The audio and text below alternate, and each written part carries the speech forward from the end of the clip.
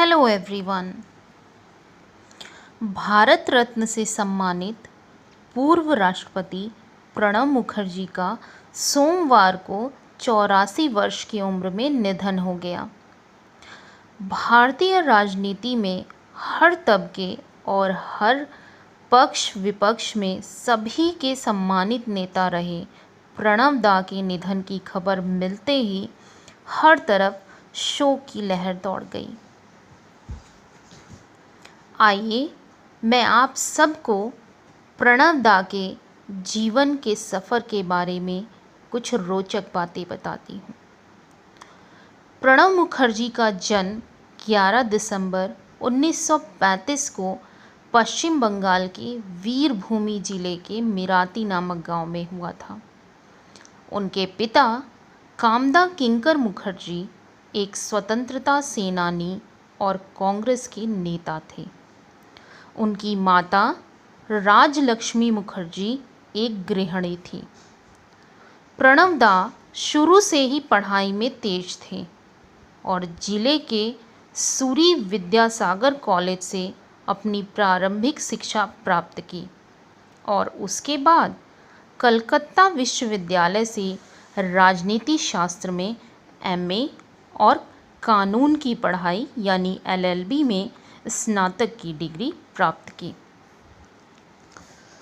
अपनी प्रारंभिक और उच्च शिक्षा पूरी करने के बाद उन्होंने कलकत्ता में ही पोस्ट एंड टेलीग्राफ विभाग में अपर डिवीज़न क्लर्क की नौकरी शुरू की। इसके बाद उन्होंने 1963 में पश्चिम बंगाल के 24 परगना जिले में स्थित विद्यानगर कॉलेज में कुछ वक्त तक बतौर शिक्षक राजनीतिक शास्त्र भी पढ़ाया।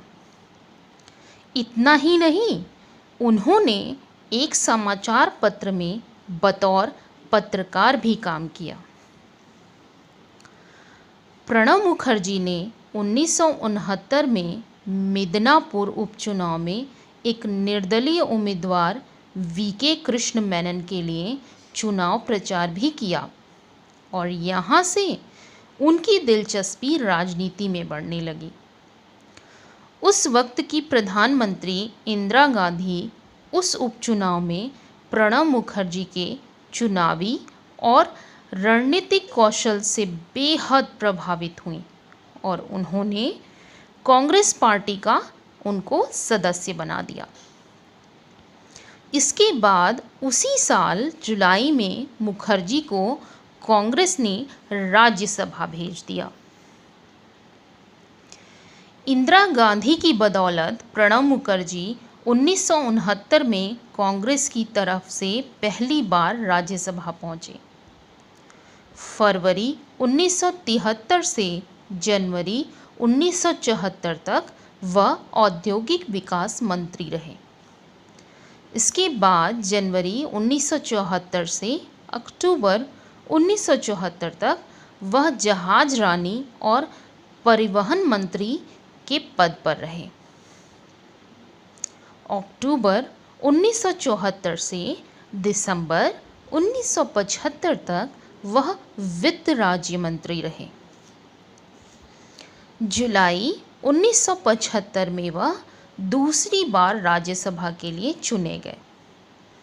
दिसंबर 1975 से मार्च 1977 तक वह राजस्व और बैंकिंग मंत्रालय में राज्य मंत्री बने रहे। साल 1978 से 1980 तक वह राज्यसभा में कांग्रेस पार्टी के उपनेता रहे। वे कई वर्षों तक कांग्रेस वर्किंग कमेटी के सदस्य रहे और पार्टी के विभिन्न पदों का जिम्मा भी संभाला। पार्टी में कई अहम पदों के साथ ही उन्होंने कई मंत्रालयों का भार भी संभाला। इसके बाद अगस्त 1981 में वह तीसरी बार राज्यसभा सदस्य चुने गए। इसके बाद 1973 में वह चौथी और 1999 में पांचवी बार राज्यसभा के लिए चुने गए। प्रणव दा ने विदेश मंत्रालय, रक्षा मंत्रालय, वित्त मंत्रालय समेत कई महत्वपूर्ण पदों पर अपनी भूमिका निभाई।